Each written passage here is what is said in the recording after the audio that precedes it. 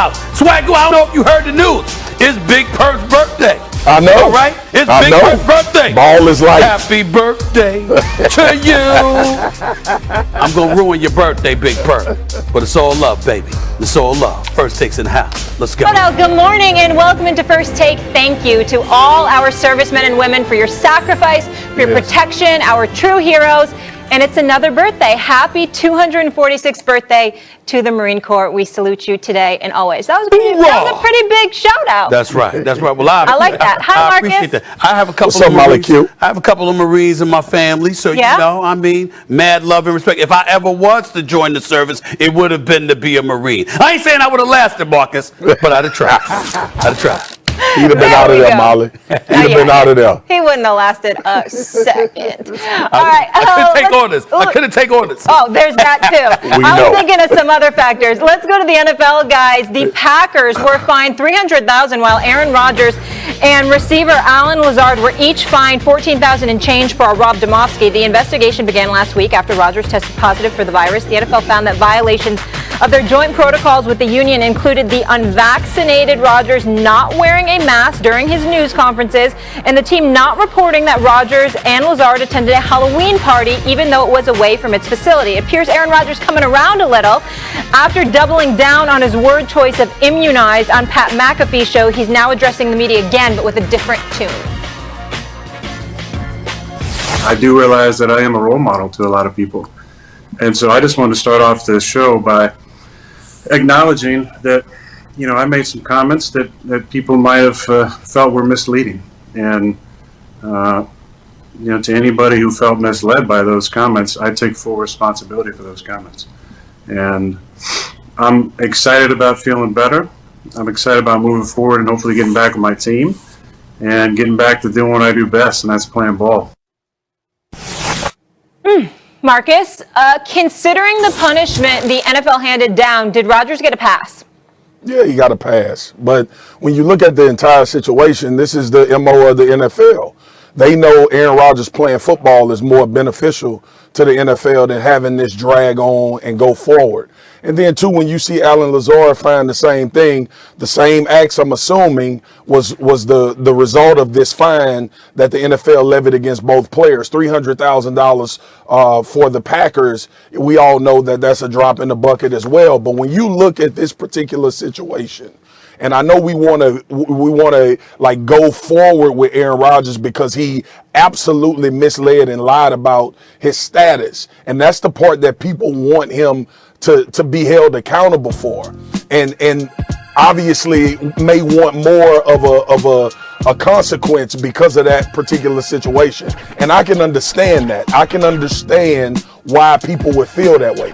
But ultimately, when we look at the NFL and we look at how they levied these fines, one, Aaron Rodgers is more beneficial to the league playing football, so the suspension was totally out of the question. And then when you think about the fine that was levied, that was just a fine based on what happened with the protocols that he did not follow, which I'm assuming Alan Lazard did the same thing. So look, this is a slap on the wrist, but this was my expectation.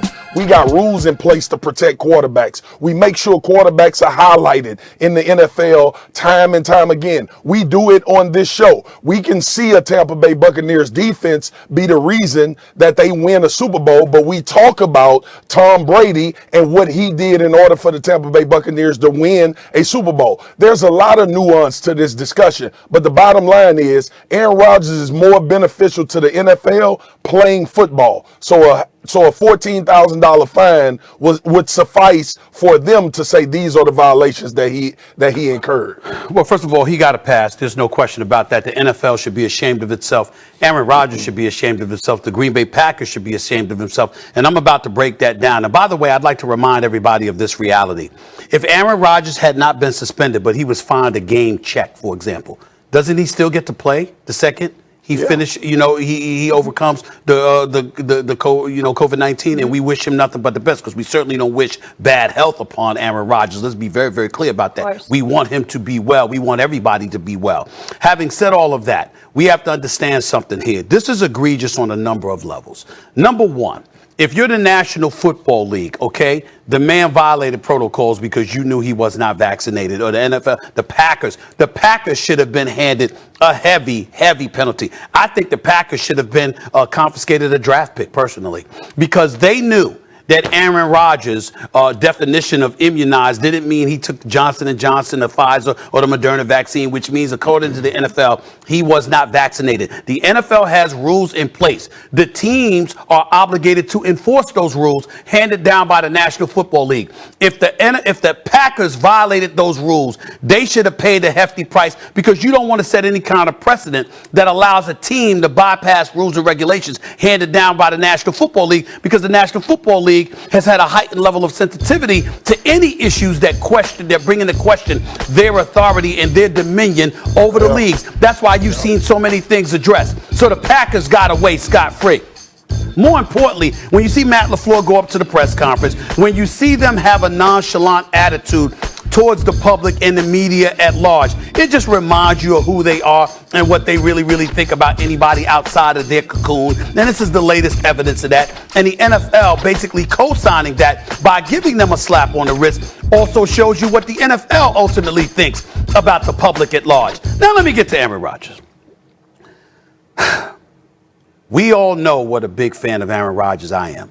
I believe as a talent, Aaron Rodgers is the greatest quarterback that I've ever seen. That's why I coined the phrase, he's a bad man. I admire him. I respect him. One of the greatest pleasures of my career was meeting him and talking to him a few years ago when I did.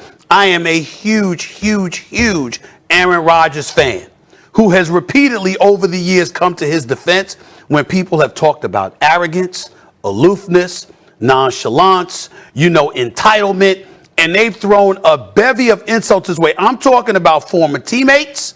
I'm talking about people who used to play within the Green Bay Packers organization, people who used to work in the Green Bay Packers organization, people that cover the league, people that have been on other teams. You've had a lot of shrapnel thrown in the direction of Aaron Rodgers throughout the years. And I have repeatedly come to his defense. There is no defending this. It is inexcusable. And his words, yet again on the Pat McAfee show yesterday, further incriminated him. Aaron Rodgers never apologized, ladies and gentlemen. He never apologized. He said, I know there's some people out there who think that I lied, that I was misleading, and I take responsibility for that. That's what he said. Really, how do you take responsibility? Show us the evidence. Where's the evidence that you took responsibility for it? The soliloquy that you gave a few days earlier on the Pat McAfee show that further embarrassed and incriminated you last Friday, even though you didn't quote unquote double down on that with the level of fervor that you had Friday, you still in backtrack. He said, he's not backtracking from his own words. And I want to make sure that I make this point because I'm a registered independent, okay? And I'm very proud of that. I don't trust either side. Okay, there's some things they right about, there's some things they wrong about.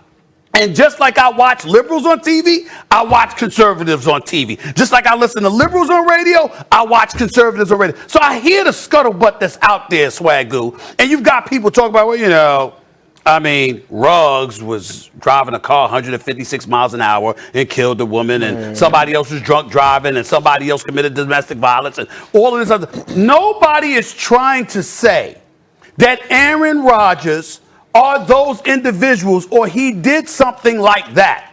But that doesn't mean that you get to negate or ignore or refuse to compartmentalize what the hell he did. Let me tell you why that frustrates me so bad. I'm going to tell you why. Because we all understand the Ruggs situation and we understand the Aaron Rodgers situation.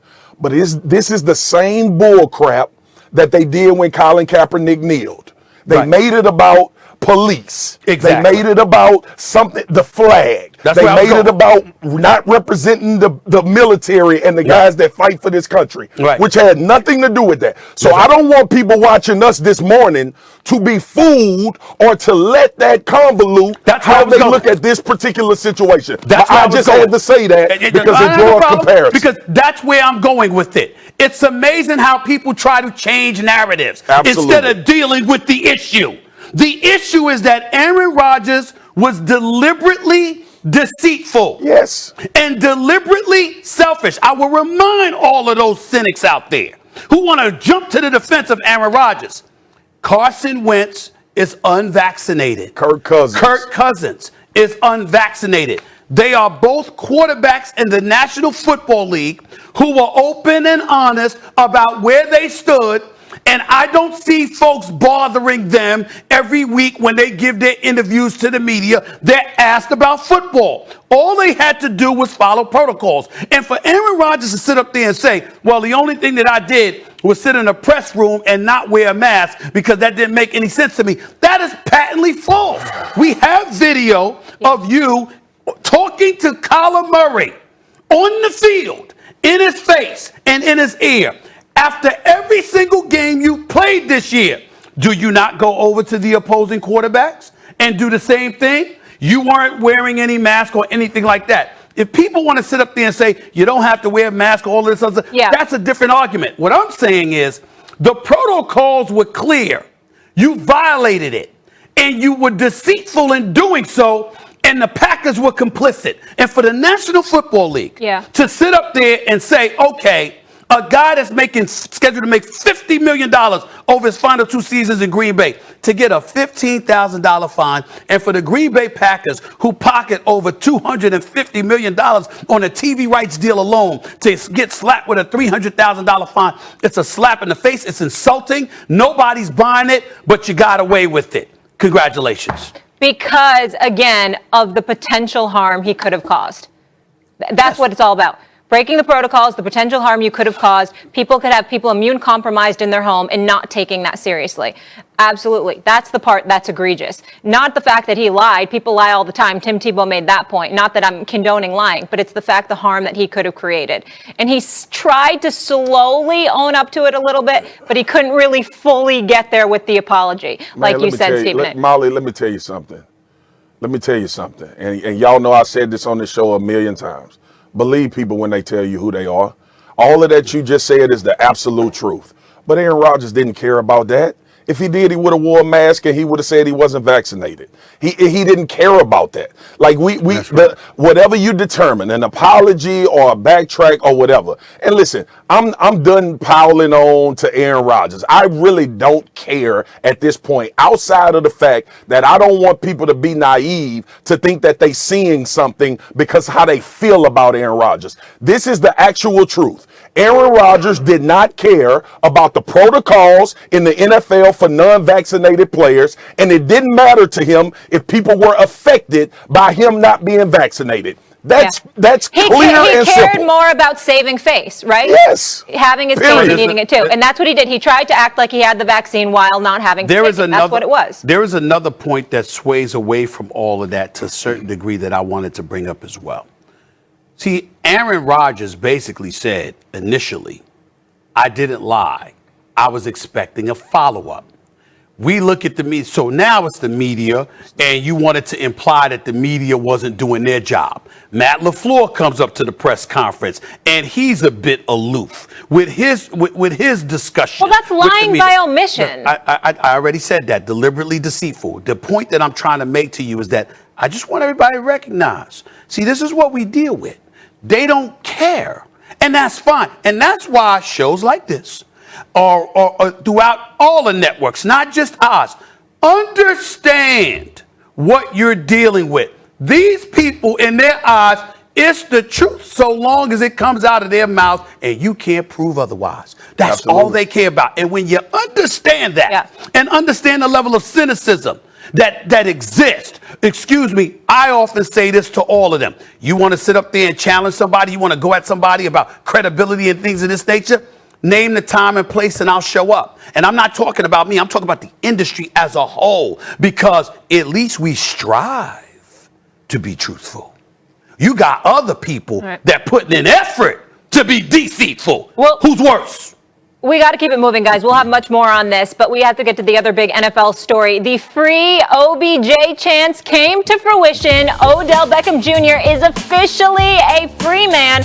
Marcus Spears, where do you think he should take his talents? It should absolutely get on the phone, please. and unlock some things about who you are as a football team. We've talked about your struggles here since the damn season started on this show, and we understand that you have Tyreek Hill and Travis Kelce. That is not enough anymore. It's time to add another piece to that. Dan, you brought it up. They need a number 2 at receiver. Yeah. They haven't found one. If you get Odell Beckham Jr., you got to make a decision at that point. Like, all right, so we're going to keep doubling Tyreek. We're going to keep bracketing Travis Kelce. And we're going to find out if Odell Beckham Jr. can play football. I'm sure Patrick Mahomes would love to have it. According to our Diana Rossini, Odell Beckham Jr. honing in on 3 teams: the Chiefs, the Packers, and the Saints. Stephen A., are you still standing by the Chiefs as the best fit for OBJ? No, I'm not. I think that the Rams are in that mix. I'm not questioning Diana Rossini's reporting. She does a great job. But I'm telling you that the Rams are in that mix as well. He's got a home in L.A. Okay, he loves L.A.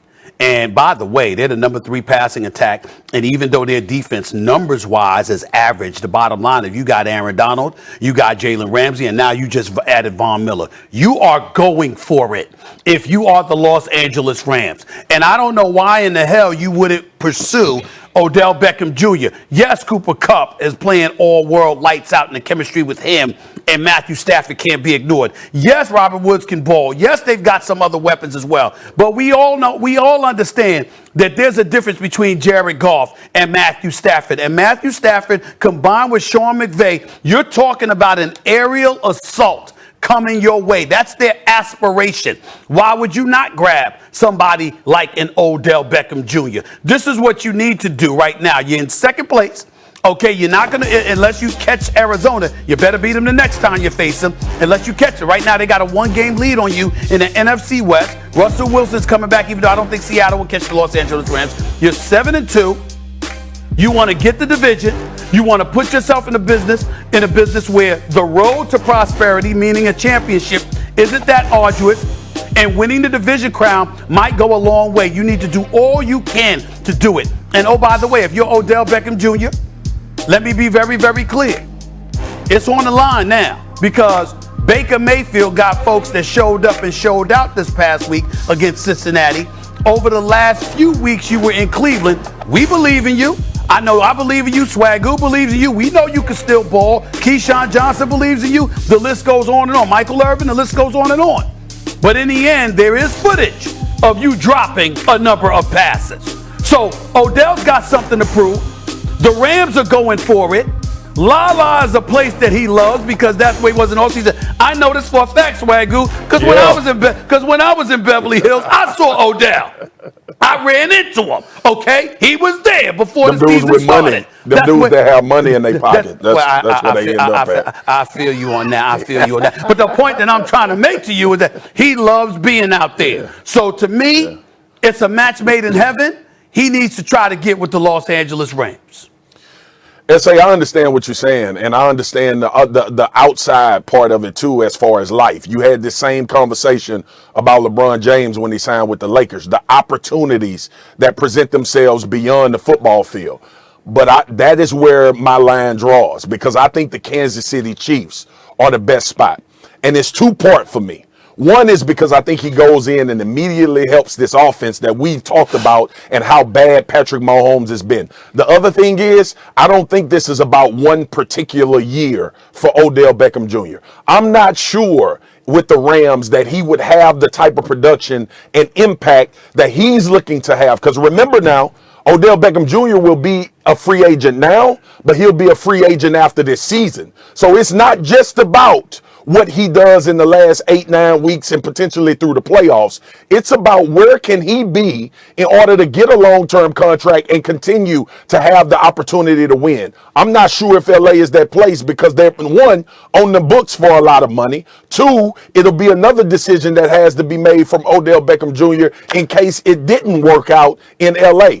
There is more validity to what the Chiefs are dealing with right now and finding a legit guy that can be a number one but he would be a number 2 to Tyreek Hill in that offense, but still impactful in the opportunity to go forward with a team and have a chance to win with the future going forward. I don't think you're prioritizing the level of happiness that needs to come into the equation where it comes to Odell Beckham Jr. And I'm certainly not trying to imply he can't be happy with Patrick Mahomes throwing the football, because I know better than that. But being in La, playing with Matthew Stafford, with a play caller like Sean McVay and what have you, I definitely think that goes a long way. And I think that's one of those situations also. I think they got a better shot at this particular juncture in winning a Super Bowl championship than the Kansas City Chiefs. So all of those things are going to lend itself towards Odell Beckham Jr. potentially contributing to a championship squad. And if he ends up helping them benefit from that, that could go a long way as well. All of those things I think you have to take into consideration. But with the let me ask you this question. Aspect let me ask you this question. Let me ask you this question, because you're absolutely right. I've already acknowledged that you're right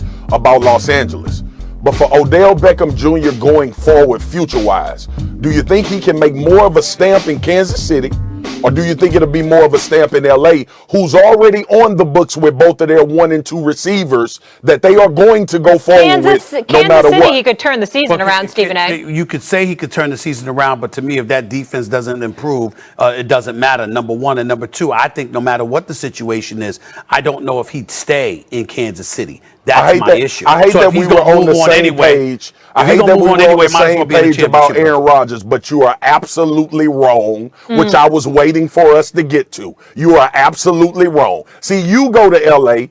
and you have a great time because you don't have to deal with the winter in New York, and you got the money to go have a good time, and you got your nice cars and the sunshine and all of the stars out there. So that's why you want Odell Beckham Jr. to go there. But Odell Beckham Jr. football future is more suited to go to Kansas City and have success and impact the team and then get another contract extension, as opposed to the football side of going to the Rams and then having to find another place to get out. You can hang out in LA. Hold on, Molly. With all due respect, Swagoo, I'm going to respectfully disagree with you in this, because I don't think, based on what you've seen from Kansas City this year, there's a lot of inexplicable things that have been going on with them. And I don't think, based on what you've seen, you can definitively say that that's the case. I can make just as legitimate of an argument because of the kind of offense that Los Angeles has, the infusion to their offense that Matthew Stafford has provided, the fact that the couple of games that they've had difficulties in this year were the games that they keyed on Cooper Kupp, so you need a different outlet other than him. I can make just as legitimate of an argument that Odell Beckham Jr. would be just as effective in Los Angeles as he would be in Kansas City. All right, let me ask you this. If he goes to Kansas City and this offense start to roll, what the conversation going to be nationally? That would be correct if that would have happened. But that's the point. But what if it happened in Los Angeles? But if he making a bet, Stephen A., he might as well bet big. If he go to L.A., he not betting big. He's just being a part of something that's already rolling. We got to wrap it up. So again, according to Diana Rossini, the Rams aren't even in the conversation, that it's the Packers, the Chiefs, and the Saints. We will leave it there, gentlemen. Stu, it was how about them Broncos on Sunday? Was Dallas starting to feel themselves a little too much, Marcus Spears, and got caught in a trap game, getting trounced at home 30-16?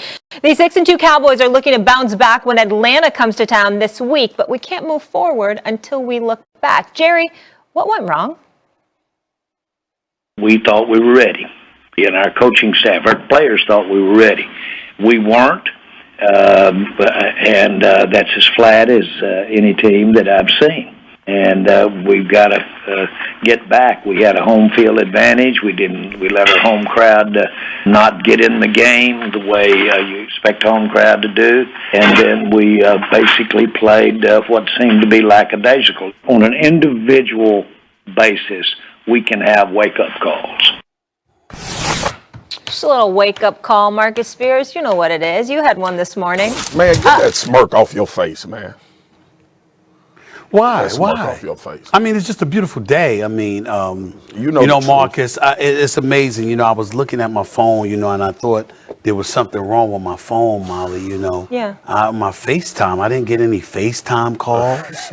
I didn't receive any phone text messages, and I was just waiting. I was like, where is it? Where is he? Couldn't find him. And then I thought about the week, and I reflected Sunday night in the week, and I said, well, I got Michael Irvin on Monday, and I got Keyshawn on Tuesday, and I got Swagoo on Wednesday. 3 Cowboys. This is a beautiful, beautiful thing. I said, this is just absolutely amazing. And I'm going to let Marcus explain what happened to the Dallas Cowboys, because I'm going to tell you what really, really happened. And I'm going to tell you what really, really happened Sunday night. But I first want to hear Marcus Spears' explanation, since he was all hibernating and everything. Couldn't find him.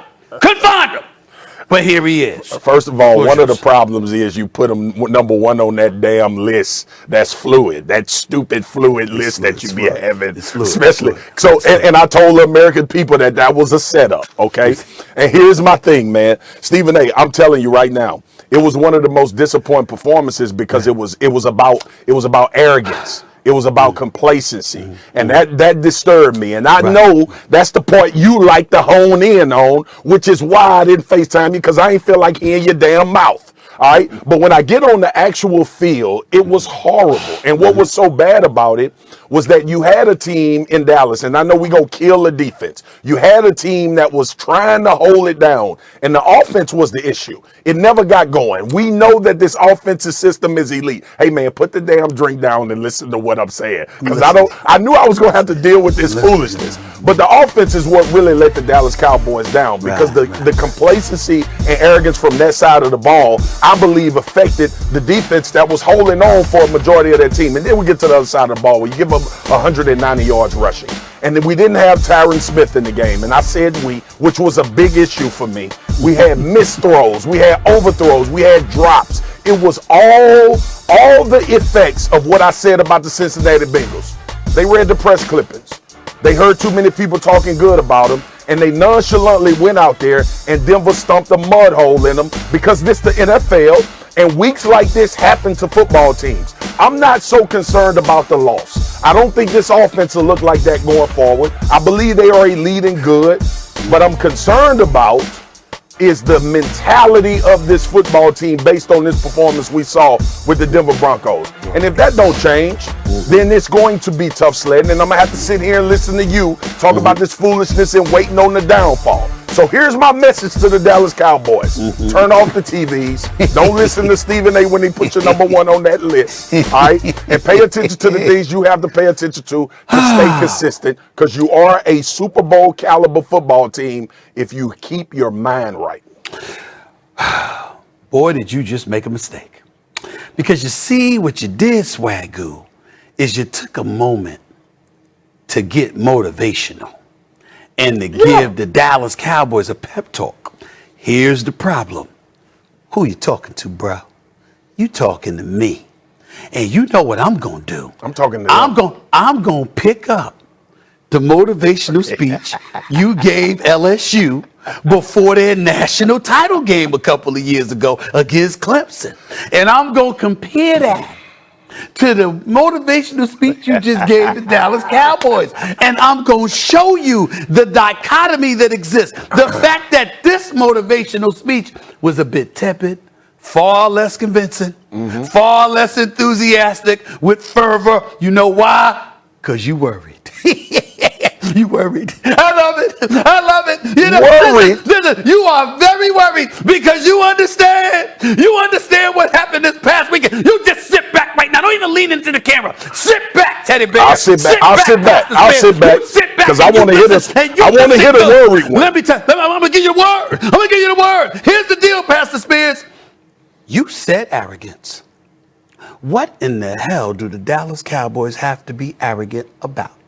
You ain't won but 3 playoff games in the last 25 years. You ain't done anything to be arrogant. Do you realize that you have to win at least 3 games in the postseason to win a Super Bowl championship, and the Dallas Cowboys haven't done that in 25 years? Very aware. This is what I'm trying to say. So what the hell you got to be arrogant about? I'll tell you what you got to be arrogant about. Them damn cockroaches known as Cowboy fans that can't shut the hell up. The second they do a little something, what happens? Oh, how about them Cowboys? We gonna win. Now, if they're that way, what fan base does it? Stay with me. Oh, excuse me. You know Dallas is a special situation. You know the Cowboys is a special situation. Because you make it that way. Go ahead and finish. I'm not giving it. I am innocent of that. I am innocent of that. That's a lie. That's a lie. Yes, I am. Let me tell you something right now. Cowboy fans The world over, every city, this is what they are. This is what they do. Imagine how it is in Big D. So they go back to Big D. They go back to Big D before they go to Arlington, Texas. And they say gallivanting around the city of Dallas, feeling themselves because they're relevant for the first time in a quarter century. And what happens? They feeling themselves. Receivers dropping passes. Offensive linemen can't block. Running backs can't get a yard. Dak Prescott looked horrible. Now that won't last. I know that because he can't look worse. He'll definitely be better and he'll be just fine. My point to you is this. That was against Teddy Bridgewater and the Denver Broncos. So what's going to happen when it's Aaron Rodgers, because he's going to be there. It's Tom Brady, because he's going to be there. Matthew Stafford, because he's going to be there. Kyler Murray, because he's going to be there. You're going to have to go let me ask you a question. At least Let me two ask of you a those question. people before you going to get to the promised land. Let me ask you a question so we can fight. All right? Go ahead. Are you exacting this same energy to the teams that had letdowns in the rest of the league? No. That's because the Cowboys mean more to you. That's why. The reason why you're so animated Did and you want to interrupt me for that Go ahead. point? Did you interrupt me for that bogus point? The Dallas Cowboys mean more because no fan base nauseates me more than they do. There's nobody screaming in the streets. How about those Cardinals? There's nobody screaming in the streets. How about those Packers? There's nobody screaming in the streets. How about those Tampa Bay Buccaneers? No.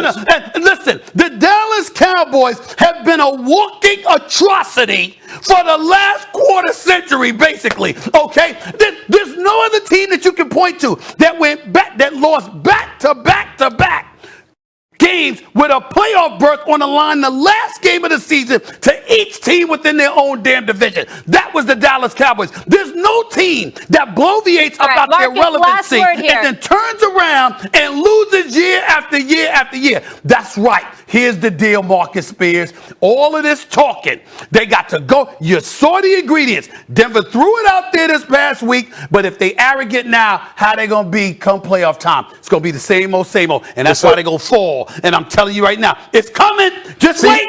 Be patient. This is my issue. This is my issue with you. All right. This is my issue with you when it comes to the Cowboys, because they always on your mind. That's number one. Number one, we always on your mind because you the one that brings all of this Cowboy fan stuff. I don't hear anybody else saying that. You're the one that brings that up. And the other thing about this is when you look at the Dallas Cowboys lose 30-16 to the Denver Broncos, and the Buffalo Bills lose, and the Buffalo 30-0. Can we admit that? It was really 30-0. It's 30-16. It's really 30-0. What did the damn score say? What the score said? See, that's another example. That's another example.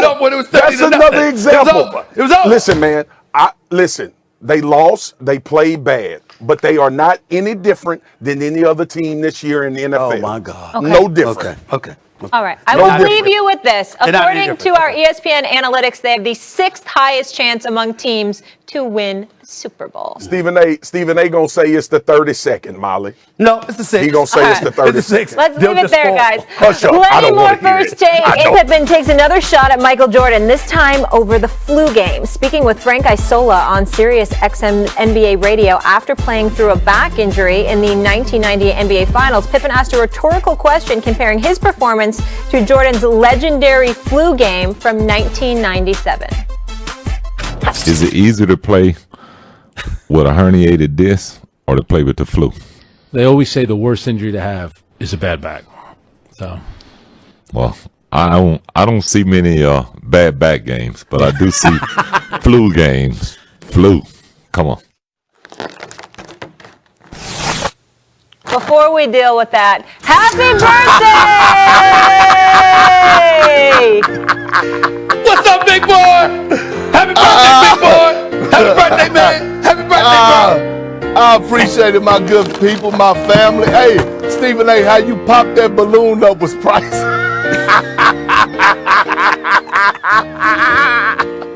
There we go. Here you go. I just wanted to say happy birthday to my little big bro. That's all. Yes, happy birthday, Perk. Hope you have an incredible day and year. Wishing you many more. Wishing you many more. Absolutely. All right, Perk, is Pippen's criticism of MJ fair? Yeah, it's fair. Yeah, it's fair. And here's why. I'm so tired of people being on Scottie Pippen back about what he's saying. He's telling his side of the story. The Last Dance was supposed to be about the team. The Last Dance was a little bit about the team, about 10% of the team, and about 90% about Michael Jordan. It was really telling Michael Jordan's story. Scottie Pippen has a book coming out. Scottie Pippen wants to promote his book. I hope he sells 100 million copies. I don't know if that's possible, but I wish him the best. But he has the right to tell his story. Michael Jordan told his story. Let that man tell his side of the story. Give you an example. I was in Boston. I know a lot of things that went down with the big three between KG and Ray. Hey, KG didn't told his story. Ray Allen didn't told his side of the story. I'm staying out of it, but they both have the right to tell their story. Period. Kendrick Perkins. First of all, I disagree. Well, let me stop. I don't disagree. For the purposes of First Take, can we all reach an accord by stop debating whether somebody has the right? Because none of us are debating somebody's right to tell their story, no matter what it is. Everybody has a right to. We know that, okay? Let's get to the particulars, because it's very, very important that you brought up the Ray Allen KG scenario. With all due respect, Kendrick Perkins, it's a bad analogy. You know far better than me how the team reacted when Ray Allen decided to depart from Miami. We visibly saw how certain people, particularly KG, treated Ray Allen once Ray Allen had decided to depart Boston and go to the enemy, the nemesis, which was the Miami Heat. So obviously that was a story. It directly involved them. And basically, one person felt a certain way. Ray Allen came right here on First Take and said, I'm a man, I have my own character. You know, what about me? What about how I feel, et cetera, et cetera. And he explained his perspective and his point of view. Michael Jordan did not attack Scottie Pippen.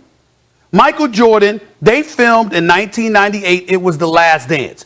You're in television. And when I got wind of what your take was going to be, I actually laughed, because you're one of the worst people to make this point, Kendrick Perkins, and here's why. I consider you a young rising star in this business, bro.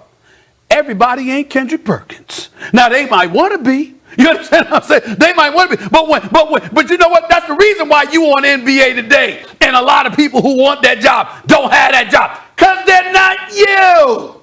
And the bottom line is, when you look at Michael Jordan, Scottie Pippen, you're not him. He didn't sit up there and excoriate you. Michael Jordan has been on the record stating what we all know. Scottie Pippen is one of the greatest 50 players in NBA history. Scottie Pippen is a 6-time champion. He's an NBA Hall of Famer. He was an 8-time first-team all-defensive player in the 90s. Scottie Pippen is elite. This notion that Scottie Pippen is being disrespected is laughable. Scottie Pippen is recognized universally as one of the greatest. The problem is, he ain't Jordan. Well, guess what? Nobody was Jordan. Everybody understands that. I got on the phone with Isaiah Thomas, because I know how much you respect the veterans, the elder statesmen of the game. I'm on the phone with Isaiah Thomas the other day. You know what Isaiah Thomas said to me, Kendrick Perkins? He said, yo, man. He said, I believe I'm one of the greatest point guards who ever lived. I ain't Magic, bro. Yes, I'm not Magic Johnson. What a crime. What a crime. He brings up the flu game compared to, now that's Scottie Pippen right there, hugging Michael Jordan, recognizing how sick Michael Jordan was and how depleted he was. That game that Michael Jordan had the flu, why was it such a miraculous game in people's eyes? Because the brother dropped 38 and closed the deal. Whether it was food poisoning from a pizza, flu, or whatever you want to call it, he dropped 38. The bad back game that Scottie Pippen had a year later, we appreciate his efforts, no doubt valiant, far different than the flu. We get all of that. But he shot 4 of 7 from the field. He scored 8 points. Michael Jordan dropped 45 that game and carried them to a championship because Scottie Pippen could only play 25 minutes barely because his back was killing him that much. Very valiant, courageous effort on his part. Worthy of appreciation. But the brother ain't box office. That would be Michael Jordan. Why was The Last Dance what it was? Because that's box office. Why are we still talking about it? Why is it widely considered maybe the greatest thing ESPN has done on a documentary level outside of, OJ? Okay, this is the bottom line. It's about what resonates. That's all it is, Kendrick Perkins. Nobody's disrespecting Scottie Pippen. Nobody. But Stephen A., listen, see, and that's the problem that I have with you. You're really great at what you do, but the problem is that you only see it through one lens, and that's box office. You only see one thing. You see scoring. You see shooting. Even when I hear about you talk about players today, you talk about Steph Curry, you talk about Kevin Durant, you talk about their scoring ability, you talk about how box office they are. But let me ask you this. The Last Dance was The Last Dance. Why? Because they won 6 titles. Okay. They had 3 three-peats, right? If the Chicago Bulls don't win 6 titles, is it a Last Dance? No, it was the Last Dance because of the championships and what Michael Jordan brought to the table. But let's not get it twisted. Michael Jordan don't win those championships if he don't have the greatest, Robin of all time. Okay. And so all I'm saying, listen, Stephen A., all I'm saying is this. I'm not knocking what Michael Jordan was. I'm not knocking what Michael Jordan brought to the game of basketball. I got J's on my feet right now. All I'm saying is that I think when we hear Scottie talk, it's something that the media and something that the outside world, we can't see. It's something going on there, and all I'm saying is he has the right. Well, first of all, he does have the right, but that don't make him right. That's number one. And number two, let me tell on you for a quick second, because this, once again, you made another laughable point. Kendrick Perkins, I have a text from you. That text is from you from months ago. And you were talking about, big bro, look at what we doing. The ratings were just singing. You know what I'm saying? Kendrick Perkins and I, because guess what? Box office matters. And Kendrick Perkins happens to know he might have a little box office appeal. The point that I'm trying to make to you is this. It's a docuseries. It's a documentary series, okay? The Last Dance. Yeah, you're talking about the team. But the fact of the matter is all those players he mentioned, although to some degree they was included in it, what sells is Michael Jordan. And it's almost like Scottie Pippen's walking around resentful of the fact that Michael Jordan sold, that Michael Jordan was more box office. And I'm sitting there saying, we recognize the greatness of Scottie Pippen. But the reality of the situation is, just like everybody else, he wasn't MJ. And that was your teammate. Why are you walking around acting like you resent him for it? Let me ask you a question, Stephen A. Was Scottie Pippen the only player that felt some type of way after the Last Dance documentary? Because I can recall that Horace Grant felt some type of way too. Right. So what I'm saying is that again, Scottie Pippen, we all know that his book has came out, right? He's selling his book, but he's also telling his side of the story. But he's not the only one that's pissed off. Kirk will be back with us. We'll have more on this. There's 3 sides to every story. His side, and then there's the truth. More first take ahead. Up until last week, he was plenty first take up ahead. Lamar Jackson moving up in the race for MVP. Will he succumb to that pressure? And Stephen A's answer might surprise you. Plus, Jokic fought the heat, and then his brothers took the battle to Twitter. Perk's reaction to fight night in a bit. And speaking of Twitter, nobody likes the taunting rule after what went down on Monday Night Football, except for Mike Tomlin, that is. What the Steelers coach said that has everybody shocked. All that and more in just a bit. But back to that bad man. The Packers were fined $300,000, while Aaron Rodgers and receiver Alan Lazard were each fined $14,000 and change for Rob Domofsky. The investigation began last week after Rodgers tested positive for the virus. The NFL found that violations of their joint protocols with the union included the unvaccinated Rodgers not wearing a mask during his news conferences, and the team not reporting that Rodgers and Lazard attended a Halloween party even though it was away from its facility. It appears Aaron Rodgers is coming around a little bit. Take a listen. I do realize that I am a role model to a lot of people. And so I just wanted to start off this show by acknowledging that, I made some comments that people might have felt were misleading. And, to anybody who felt misled by those comments, I take full responsibility for those comments. And I'm excited about feeling better. I'm excited about moving forward and hopefully getting back with my team and getting back to doing what I do best, and that's playing ball.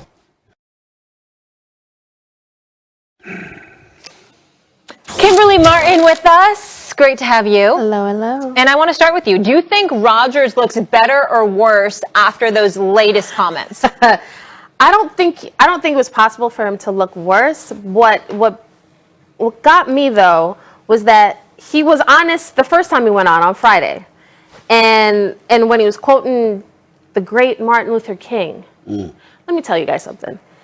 If you ever feel like you want to quote Martin Luther King, just stop. Just don't. Just stop. No more. Nobody.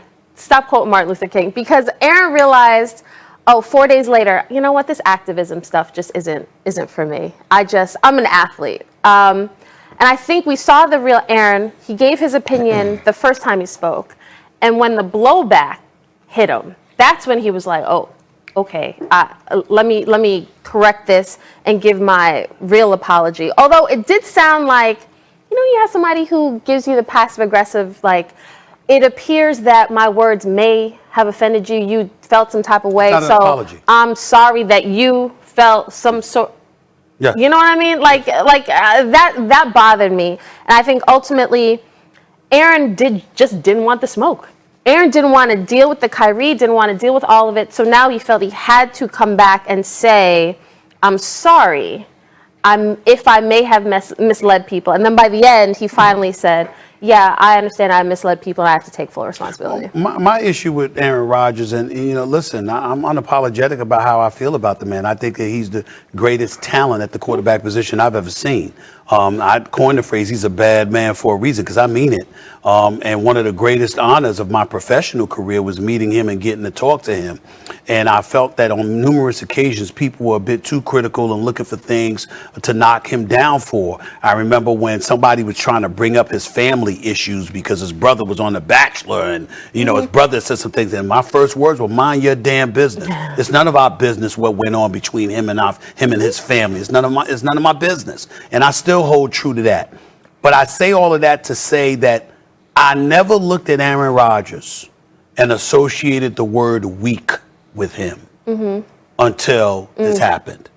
Because I keep going back to Carson Wentz is not vaccinated. He's playing. Kirk Cousins is not vaccinated. They're playing. There is nothing in the National Football League prohibiting you from playing the game of football if you are unvaccinated. They just have protocols in place that you have to follow if you're going to play, because they're worried about their bottom line being compromised, because according to the science, if you're not vaccinated, you're more apt to contaminate somebody else, and obviously yourself, than you would be if you were vaccinated. And so because of that, to want to have your cake and eat it too, to be as duplicitous and as my boy Jeff would say, as deliberately deceitful as you were. Oh, yes, I'm immunized. You were waiting for the media to ask you a follow-up question.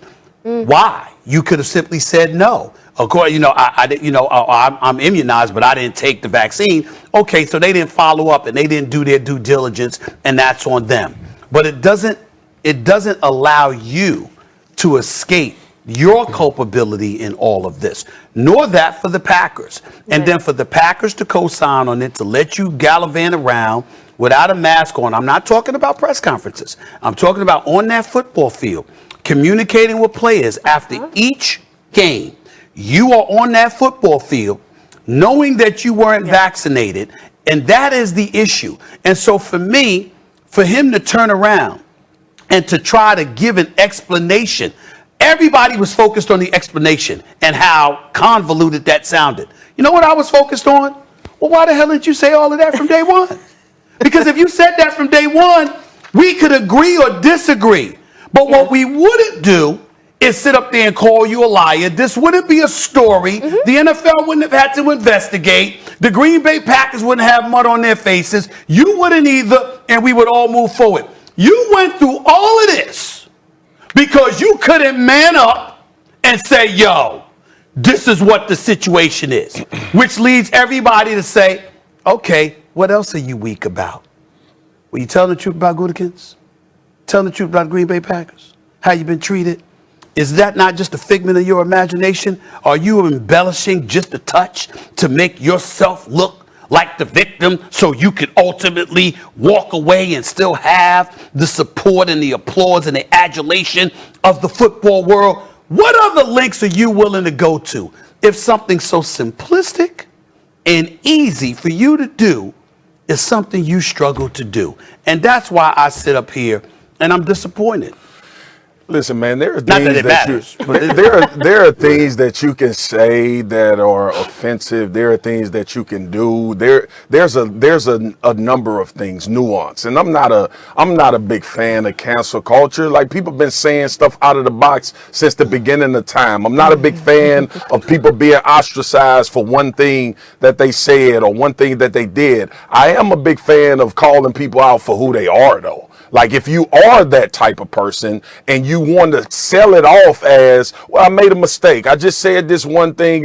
No, this is who you are, bro. And I keep saying that. This ain't about Aaron Rodgers being vaccinated. This is about Aaron Rodgers being deceitful. It's about Aaron Rodgers trying to pull the wool over people's eyes. We've said 1,000 times on this show, whether you're vaccinated or unvaccinated, you do what you do. But there are rules in place. If you want to be a part of the organization you're a part of, if you don't, then there's consequence to that. You can be mad at those consequences. But these businesses, these places, the NFL and what we're talking about in particular, they not bending on that. That's the way that they want to move forward based on the information and knowledge they have. I'll say this about Aaron Rodgers. I'm so sick of talking about it, but I'll say this about it. Hey, listen, man. Every time put Stephen A. and Kim on the screen, all right? Because people think they want that smoke until they actually get it. Right. That's the issue here. Like, when you, and y'all have heard me say this before, stand on what you are, who you are, and what you say. And I get criticized. Stephen A., nobody gets it more than you. But I get criticized in my own little silo because people disagree. And they say, well, why would you say that? Or why would you be that? I'm standing on who I am, though. That's what I respect about people. Don't get this misconstrued when I say this, but this is reality. This is how I grew up. And Stephen A., you know that my grandmother taught me a lot of lessons that I still live by until this day. I got more respect for the racist guy that'll tell you he racist. Damn right. Than the guy that will look you in your face but not invite you to his house because he don't want black people in there. And I got more. Well, listen, here's the biggest point. There are people out there who support, like you say, trying to convolute the issue with Aaron Rodgers, right? That support him, that don't realize they're personifying exactly what you just said. Because as ignorant as they may be, as foolhardy as they may be, they're honest about who they are. Honest about and we respect you for that. Yes. Listen, and let's put it on Front Street. I've certainly sat in this chair for 9 years now. I've made mistakes. You know, I haven't said the right things.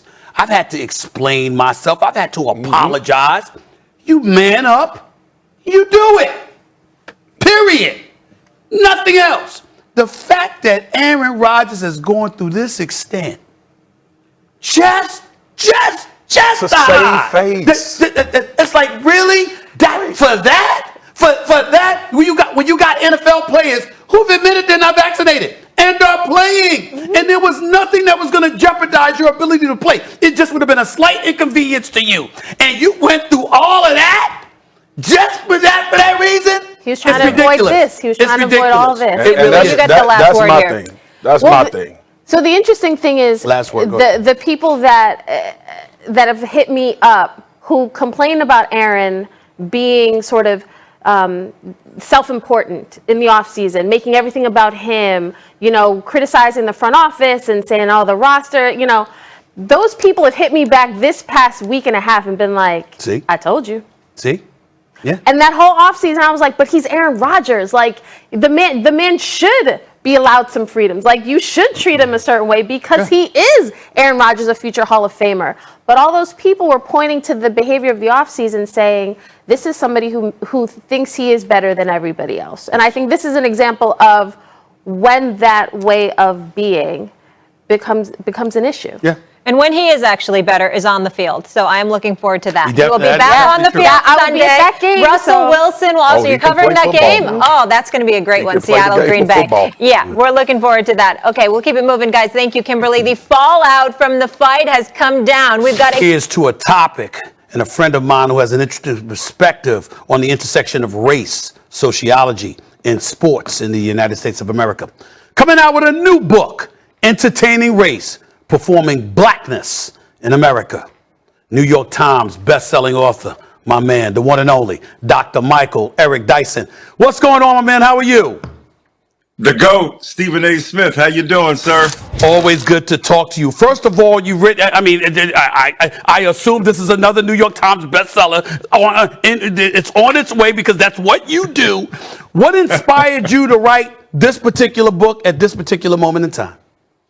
Yes, sir. We're always grateful to be on your tremendous show. I wrote it at this point because I wanted to kind of take a survey and a tour of the themes I've been talking about for the last 30 years, the ideas I've been grappling with, and they were unified under the rubric of performance. On the one hand, black people being forced to entertain in America, from the slave ship to the plantation to the stage. Also entertaining the ideal of race, how we continually confront it, and then being entertaining and illuminating as we do so. And I wanted to talk about black performance, uniting what LeBron does, what Kobe does, what Serena does, with what the preacher does in the pulpit, what you do on First Take, and what I do in the classroom, and what everyday people do when they go to work, performing a variety of courage, of insight, of ancestral wisdom for the world to take advantage of and to be benefited by. Essentially, you're talking about appreciating blackness and appreciating the greatness of blackness in the world of sports and beyond. Do you feel at this particular moment in time that that appreciation is lacking, even as you've seen the progress that has been made over the last several decades? Yeah, that's a beautiful way you put it. There's been enormous progress and extraordinary appreciation for certain facets of black experience, but there's also been a denial of the legitimacy of blackness on the other hand. So while we can appreciate the fact that Jay-Z is a global phenomenon, just got inducted into the Rock and Roll Hall of Fame, that his beloved wife Beyonce, the greatest entertainer in the world today, that a Stephen A., a Barack Obama, rise to the heights, and Oprah and the like, there's also the lag. We're having the trial right now of Ahmaud Arbery, the killers of Ahmaud Arbery. We're looking at the way in which race continues to play a role in denying people legitimate opportunities. We're having a great brouhaha over critical race theory. So on the one hand, enormous progress and the performance of blackness has been embraced. On the other hand, lingering controversies that testify to the fact that we haven't quite gotten the message yet. I want to go to a nugget of information you've got in the book. You've argued Kobe, MJ, and LeBron as the figures on your Mount Rushmore as GOATs. First of all, I want to know why Kareem Abdul-Jabbar wouldn't be on there. And secondly, what do you make of LeBron's 18-year career and his accomplishments? Yeah, that's a great point. Yeah, Kareem is going to have to be up there. I mean, as well as Magic. So, I'm just going to have an extra space on my Mount Rushmore. But you're at LeBron James is doing something we ain't seen before at that level. As Jay-Z's lyric says, never been a brother this good, this long. Speaking about his own career, think about what Tom Brady is doing is extraordinary, 44 years old, but comparable to that, LeBron James, as 18-year player at the height of his talent, with his extraordinary physique, with his extraordinary discipline, taking care of his body and playing, still averaging 25 points and so many rebounds and assists to this day. It is remarkable. We've never seen it before. And he's making a powerful argument for his GOAT status. And when you add in what goes on beyond the parquet floor, when you talk about what happens beyond the basketball floor, LeBron James is pretty much incomparable and uncontested and unexcelled as a basketball figure in the history of the sport. How do you feel about him compared to MJ? Because that's an argument that goes on and on and on. People like myself say MJ is the GOAT. I'm thinking people from my generation. Well, damn it, you're from a generation even before me. I want to know where you stand in terms of MJ compared to LeBron, specifically off the court. I'm not even going on the court. When you think about their impact off the court of play, how do you compare MJ to LeBron James, Dr. Michael Eric Dyson? I knew Stephen A was going to needle me. Look, the point is that off the court, the commercial impact of MJ is unexcelled in terms of coming along at a time when David Stern was rising, when Michael Jordan was rising, when the league was internationalizing and having a global impact, and the commercial impact on urban Black America as it gained its sea legs. When you put all those forces together, MJ was an unrepeatable phenomenon within the context of American global capitalism. American commercial products that were being consumed by people, the sneaker industry hitting its height, and Michael Jordan being a pitchman. All that is undeniable. But when you talk about off the court, LeBron has most of that. But he also has a social conscience and the ability to articulate the values, needs, and aspirations of ordinary Black people. And when you think about what he has done by using his platform to speak directly, not after he's finished with the game, not when he's no longer at the apex of his talent, no longer when he is not considered to be the figure within his sport, right now, simultaneously, he is deploying his influence for the good of his people and of America and of the sport. And in that sense, he's incomparable and at the height. He is the GOAT in that sense. I'm going to transition before I let you get on out of here. I can't negate asking you this question. I'm talking about the babyface assassin himself. You write about how Steph Curry changed the game, but his faith also plays a huge part in his life. You write about that and about his family and the issue of colorism and how it plays out in Black life. Why is Curry such a powerful vehicle for such discussions in your estimation? I mean, a babyface assassin for real. When even AI says that's a bad man, you know he's a bad man. The way in which he stretched the floor, we talk about stretch fours, but look at what he did in terms of shooting from the logo. Look at the long shot, right? It has been redefined in his hands, but also he's a man of faith. Not only pointing up to the sky when he makes a shot and so on. It's not just the performative character of his religious identity. It's the way in which it seeps into his everyday existence, his relationship to his wife and his children, the love and respect and loyalty that he displays there, and the extraordinary commitment to a passion that transcends his own sport. But then finally, the colorism part, we know we still, within our own community, light versus dark. And we can be playful about it. We can say that, hey, when Wesley Snipes came along and Denzel came along, the pretty boy yellow guys got stuck to the back. We're coming back with Steph Curry and Drake right now. So we can be playful about it. But the seriousness of it is that to be light and bright and darn near white has been seen as an advantage in a racist economy of vision and of spectacle that says, if you're lighter, you're better. And if you're darker, you're not. My father was blue-black, an extraordinarily beautiful Black man, but I saw the way in which he was dissed, both within Black culture and beyond. And I think Steph Curry brings to the fore those kinds of arguments that are necessary to be had about colorism and our own internal forms of oppression within Black America, too. Surprise, surprise, another must read in the world of sports and beyond from Dr. Michael Eric Dyson, author of a new book, Entertaining Race, Performing Blackness in America, on sale now. Dr. Michael Eric Dyson, always appreciate you, my brother. Thank you so much. Thank you for having me, sir. All right. Back to you, Molly. Now to Captain Zachary Haas, Go Blue is right. We thank you for your service. Now to the NFL. Entering Week 9, Lamar Jackson had 20-1 odds to win MVP according to Caesars Sportsbook. But after a big performance in the OT win over Minnesota, Jackson now 9-1 and tied for the 5th favorite. Tom Brady was on a bye last week, but off weeks by some of the favorites were enough to move him to a plus 350 favorite. And, bye weeks helped him in Steven's A-list as well. So the AFC is wide open. So the question is, Lamar under the most pressure in the NFL right now, Stephen A? No, that would happen to be Dak Prescott. It's interesting because, when he played the way that he played this past weekend, I will remind everybody, Dallas Cowboys, we've seen it, what we've seen, sensational team. Have you seen them? I mean, you see Ezekiel Elliott running the football, Tony Pollard running the football, Dak Prescott throwing that football, even without Michael Gallup, Amari Cooper, CeeDee Lamb, Wilson, Schultz. I mean, the offense just dropping 40 like it's going out of style.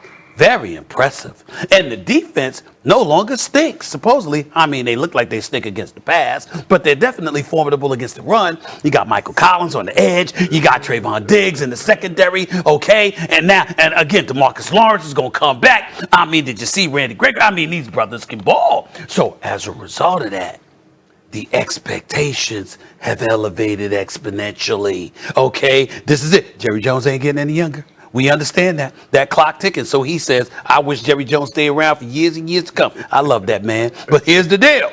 The bottom line is when you look at them and the weapons that they have and all the pieces that they have in place, if you can't get it done now, when you going to get it done?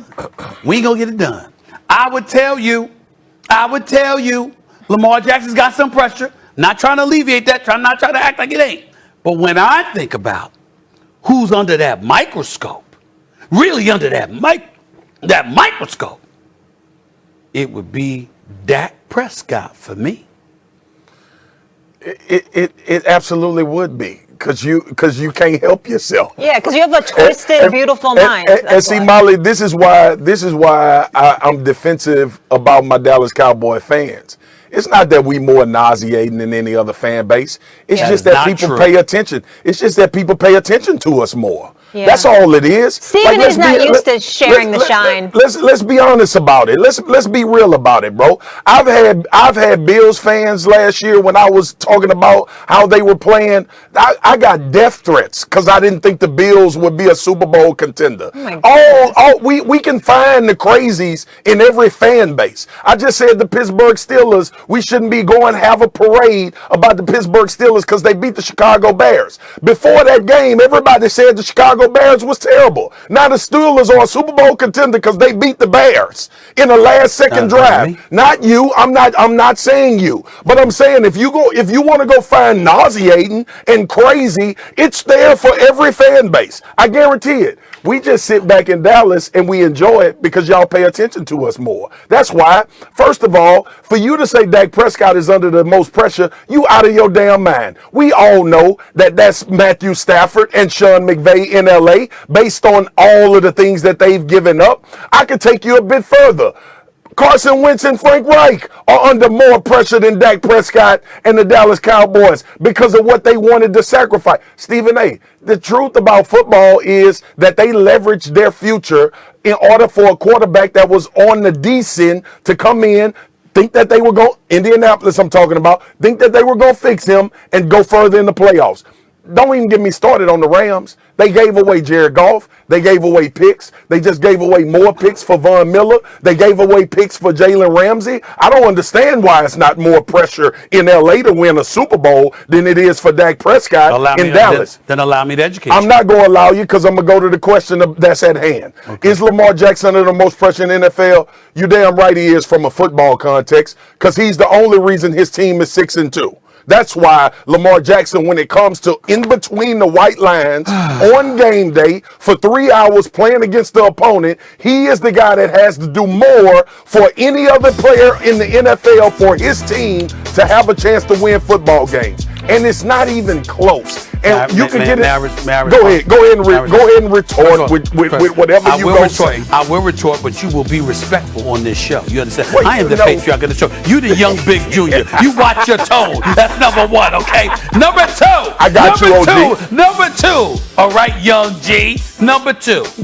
The very argument you made about Lamar Jackson is what alleviates some of the pressure. Again, if I'm saying he's under no pressure, that's foolhardy.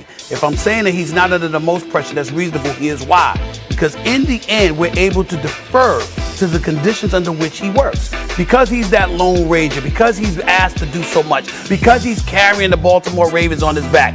In the event that he doesn't get it done, inevitably we go back to Harbaugh and the Ravens organization and the absence of help you have provided him as an excuse to diminish, the level of momentum that would be thrown in his direction. And say one second. I hate to cut you off. 1 second. Go ahead. Let's just contextualize though. Sure. Because when we talk overarching pressure, okay, I still don't agree with you that it's Dak. I think it's Matthew Stafford. When we talk about on the field, right?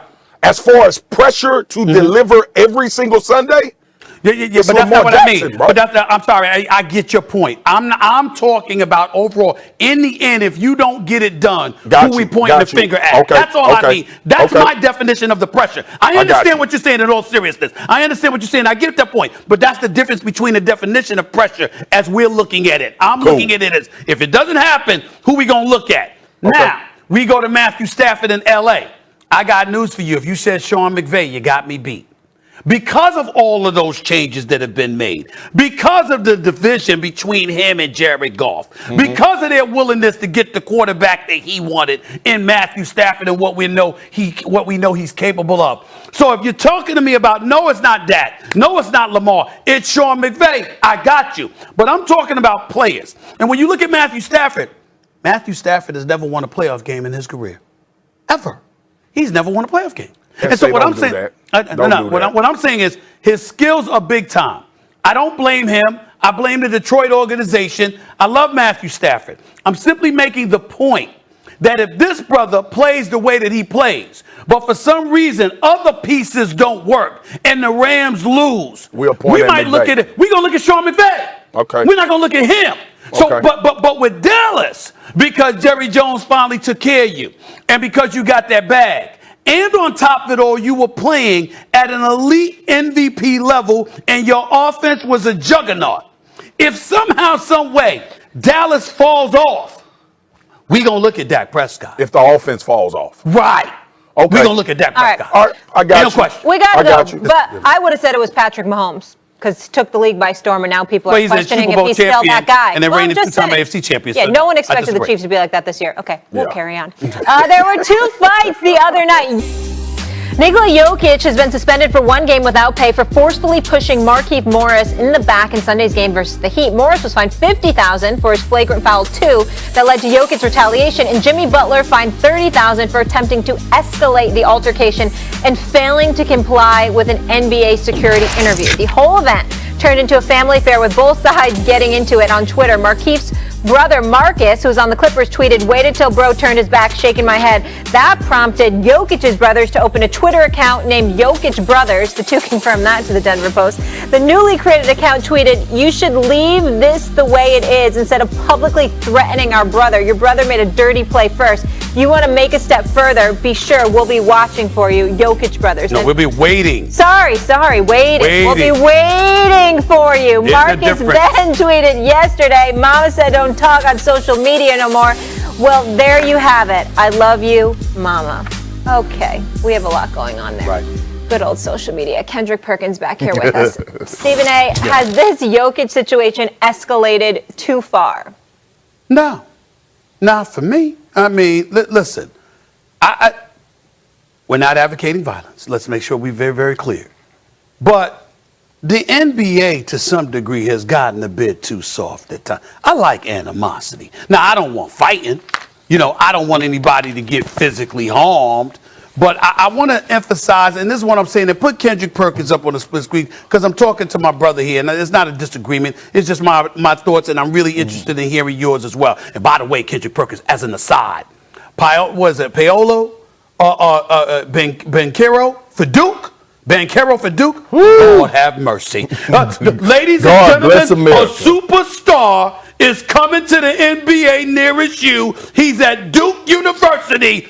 That brother, Lord have mercy. He special. That's just an aside. Now let me get back to this. I got a lot of respect and admiration for the Morris twins. They're a physical duo. They are who they are. You know what you're getting when you get them. You bring them into the league for that. If without physicality, I heard Eddie Johnson on SiriusXM's NBA radio show yesterday talking with Justin Termini. They do a great job, by the way. Eddie Johnson made a very valid point. Guess what? If Markieff Morris wasn't physical, he wouldn't be in the league. You understand? You were a physical player. You were in the league. That's why I get upset when people try to talk about, well, Kendrick wasn't a scorer. No, he was an enforcer. Banged, bodies, rebound, defended. All of those are components that come with it too, which is what you were talking about with Scottie Pippen. We understand what the Morris twins are and what they're about. And by the way, they can play and they belong in any NBA team. I'm a huge fan of both of them. But they do instigate things from time to time. And Marquise Morris did instigate that with Jokic. And Jokic is not one to be messed with or played with. And by the way, just for edification to the world, neither are their brothers. Do your homework on those brothers. Look up their history. They ain't tweet that out by accident. They mean it. They ain't playing. And you know this, Kendrick Perkins, the way that I do. And I said this yesterday on First Take. You run across European players, some of these cats, they talk about the violence that exists and is perpetrated in the United States of America. And they talk about people talk about gun violence and stuff like that. They said, where we from, people drop bombs. It's a different world. They said, this is what we have to deal with growing up. So America, to them, is heaven. You understand? That doesn't faze them. They're not scared. So we need to be mindful of that. And we're not encouraging violence. We're certainly not encouraging a sneak attack. Eric Spoelstra was right. If Marquise Morris was face-to-face with him, they'd have threw down, no doubt, because Marquise ain't backing up. There's no punk in him. We get all of that. But we just need to understand, Jokic ain't that dude either. And that's all I want to say about that, KP. You know what? Let me say this. Stephen A. When I was in high school, at Ozan High School, I had a coach by the name of Coach Andre Boutte who played a huge role in my life, almost a father figure, right? And when I got there, when I got to high school my freshman year, he told me, I was on varsity, and I remember before the first game, he said, hey, look, you going against this big man tonight. This is what I want you to do. You got to establish your presence. When the ref is not looking, I want you to sneak an elbow. If he elbows you back, then you in the fight. But if he don't do nothing, if he don't do a damn thing, you got him. Right? So that transitioned for me into the NBA. And so I knew that being a guy that was an instigator, being an enforcer, that some guys was going to elbow me back. Hell, some guys may want to scrap with me. As you could recall, when I was in Oklahoma City, they had to break me and Big Zach Randolph up in the back locker room. In the back locker, that's right. Which, by the way, him and I are great friends right now. Yeah. But I will say this, okay? Let me keep going, because they have certain guys in the NBA, certain retired and current, that ain't gonna bust a grape in a fruit fight and ain't gonna pour milk on cereal and ain't gonna listen to it go snap, crackle, or pop, okay? But the Morris twins is not one of those guys, and Jokic is not one of those guys. My thing is this.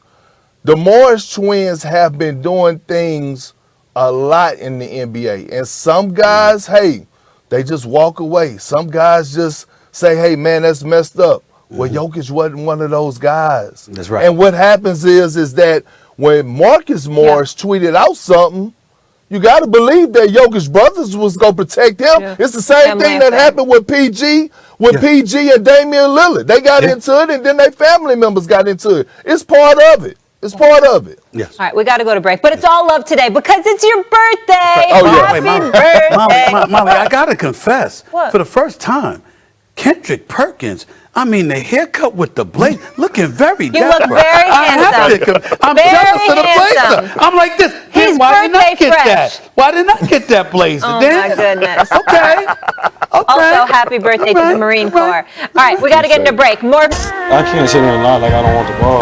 They don't pay James Harden for defense. You know what I mean? He's a shooter. I feel like I'm a shooter. What an effort by OBJ. Kick the habits I acquired in this place, whatever's next. We have to move on, and I do wish him well. I don't feel like I have anything to prove except to myself and me wanting to be the best. The time is here and the future's what I'm now facing. OBJ is a free man, and according to our Diana Rossini, he is honing in on these three teams: the Chiefs, the Packers, and the Saints. Marcus Spears back here with us. Marcus, which do you like the best for him? Which fit? Kansas City. And it's because I think I look at this more about what he has the opportunity to do to help that football team this particular year. But I look at it going forward as well. I think in Green Bay it's too much unknown. You don't know if Aaron Rodgers is going to be there. You don't know if Devontae Adams is going to be there after this year. Those guys are in contract situations. So when you're looking forward, is Green Bay really a destination you want to bet on just for this particular season and not have the opportunity to move forward with a winning team as well? And obviously people can say, well, he'll be a free agent again after this season. Granted, true. But he can go make an impact right now in Kansas City, in my belief. And he also can become an integral part of what they do going forward. So I think the decision for Odell Beckham Jr. should be the Kansas City Chiefs. Patrick Mahomes ain't going anywhere. He locked down long term. Tyreek Hill will be there to take pressure off of OBJ, but OBJ will do that as well for Tyreek Hill and Travis Kelce in that regard.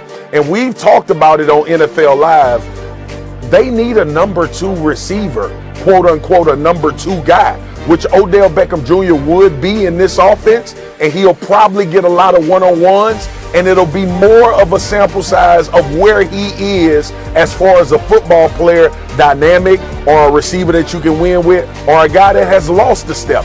But we can find that out more, I believe, in Kansas City than anywhere else in the league, especially with a team that's struggling offensively. Could you imagine if Odell Beckham Jr. went there and they started to have an amount of success, what the rest of the league circles would talk about when Odell Beckham enters free agency after this season? Well, the first thing I'm wondering is how the hell Marcus Spears got NFL Live and trying to close out First Take before I have an opportunity to respond. But I'll let that go till another day because I only got a minute left, okay? Because I only got a minute left, all right? Here's the deal, all right? Based on the teams reported, Kansas City is clearly the best option because of all the things that you threw up in the air about Green Bay, Aaron Rodgers situation after the season, Devontae Adams situation after the season, et cetera, no doubt about that. And in New Orleans, Jameis Winston is out. You got Trevor Siemian there or Taysom Hill. That clearly is not the best situation for him, even though with Michael Thomas being out, he definitely get looks with New Orleans. Plus, they're a very good team this year because they're winning football games. I would say Kansas City obviously is the best option of the 3 because being a number 2 in Kansas City behind Tyreek Hill I can't believe you're saying that. Your boy, that bad man. Based on Aaron Rodgers is leaving. I think Aaron Rodgers ain't going to be there after this year. Hey, man, wear a smaller collar next time. We'll see you on